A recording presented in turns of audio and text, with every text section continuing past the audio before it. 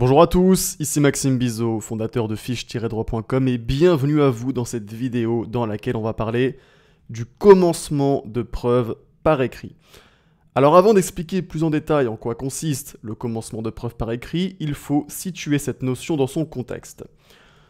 On sait que, en vertu de l'article 1359 du Code civil, en principe, les actes juridiques qui portent sur une somme supérieure à 1500 € se prouvent par écrit. Qu'est-ce que ça signifie? Eh bien, imaginons par exemple que vous ayez conclu un contrat de vente en tant que vendeur, mais que l'acheteur refuse de vous payer. Et imaginons que la chose vendue, par exemple, ait une valeur de 3000 €. Eh bien, vous allez alors entrer en litige avec l'acheteur pour obtenir le paiement de la vente et il vous faudra prouver que le contrat de vente existe.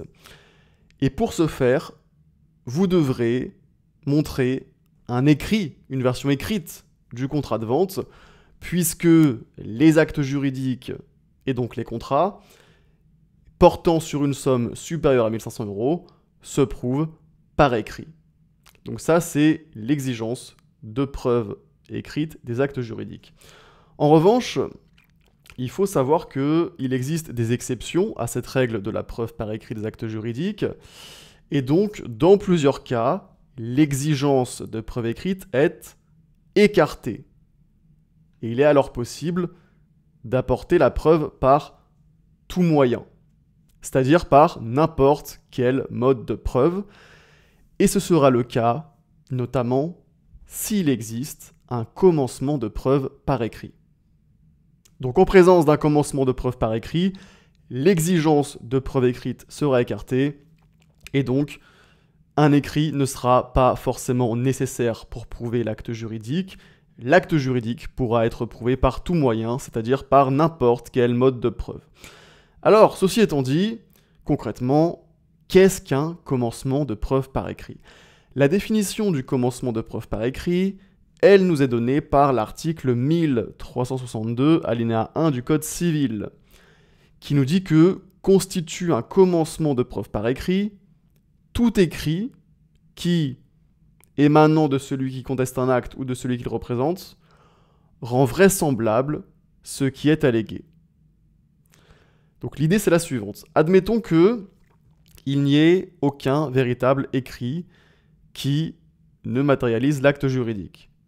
Par exemple, vous avez conclu un contrat de vente, et vous savez que les contrats peuvent tout à fait être conclus oralement.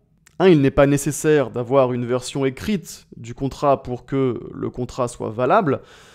Mais donc, admettons qu'on soit dans le cas où vous avez conclu un contrat de vente, et il n'existe pas de version écrite qui matérialise ce contrat de vente. Eh bien, à ce moment-là, en application du principe de preuve par écrit des actes juridiques, la vente ne peut pas être prouvée si le contrat porte sur une somme supérieure à 1500 €. En revanche, admettons qu'il existe des documents qui laissent penser que la vente a bien eu lieu.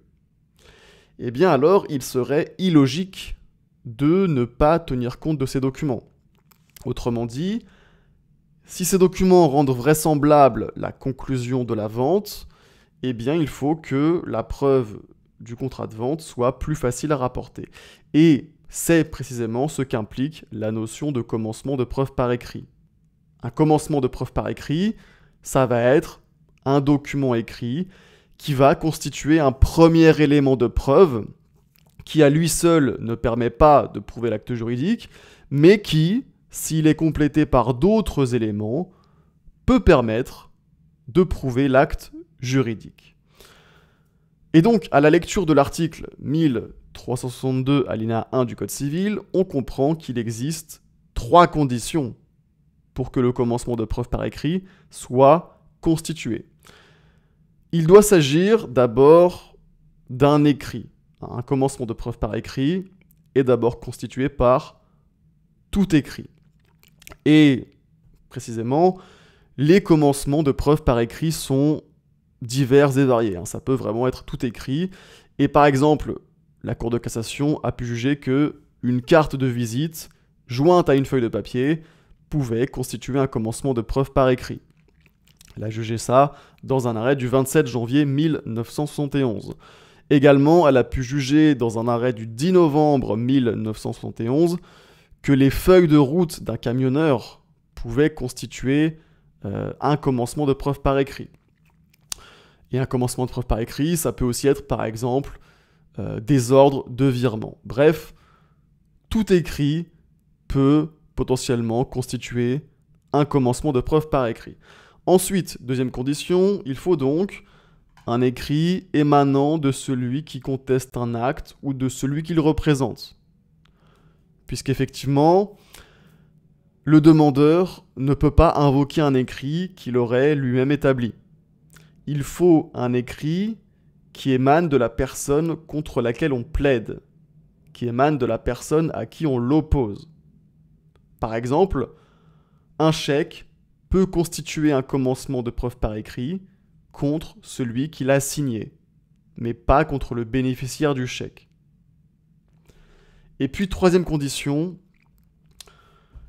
il faut que cet écrit rende vraisemblable ce qui est allégué. Donc l'écrit doit laisser penser que l'acte juridique a bien été conclu. Et il s'agit d'une question de fait qui est soumise à l'appréciation souveraine des juges du fond. Donc ça signifie que les juges décident librement si l'écrit rend effectivement vraisemblable ou non ce qui est allégué. Et puis maintenant, donc, concernant les effets du commencement de preuve par écrit, il faut bien comprendre que le commencement de preuve par écrit ne peut servir que d'aide, ne peut servir que d'appui, puisque seul le commencement de preuve par écrit ne suffit pas à apporter la preuve de l'acte juridique. Mais il peut permettre à une preuve imparfaite, qui serait normalement inacceptable par le juge de manière isolée, d'être étayée et ainsi de prouver l'acte juridique. Alors revenons sur ce qu'est une preuve imparfaite. Vous savez qu'il existe deux modes de preuve, les modes de preuve parfaits et les modes de preuve imparfaits. Les modes de preuve parfaits, ce sont ceux qui lient le juge, c'est-à-dire que le juge est tenu de les accepter. Et ces modes de preuve parfaits, ce sont la preuve écrite, l'aveu judiciaire et le serment décisoire. Et les modes de preuve imparfaits, en revanche, ce sont ceux qui sont soumis à l'appréciation souveraine du juge. C'est-à-dire que le juge n'est pas tenu de les accepter. Il peut choisir de les retenir ou de les écarter. Et ces modes de preuve imparfaits, ce sont l'aveu extrajudiciaire, le serment supplétoire, les présomptions judiciaires et le témoignage.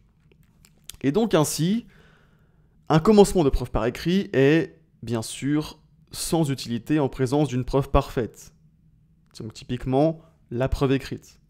Puisque en présence d'une preuve écrite, l'acte juridique est tout simplement prouvé. Donc le commencement de preuve par écrit, ici, n'a pas d'utilité. Mais le commencement de preuve par écrit, il prend tout son sens pour appuyer une preuve imparfaite. Comme par exemple un témoignage, une présomption judiciaire, etc. etc. Puisqu'effectivement, en présence d'un commencement de preuve par écrit, l'exigence de preuve écrite est écartée. Et l'acte juridique peut alors être prouvé par tout moyen, c'est-à-dire par n'importe quel mode de preuve.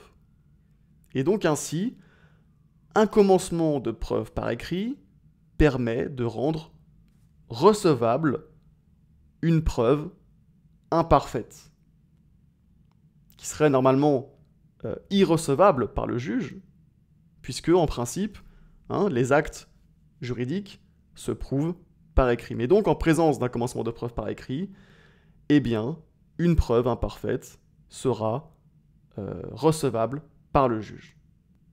Et donc concrètement, le cumul d'un commencement de preuve par écrit et d'une preuve imparfaite va potentiellement constituer une preuve de l'acte juridique.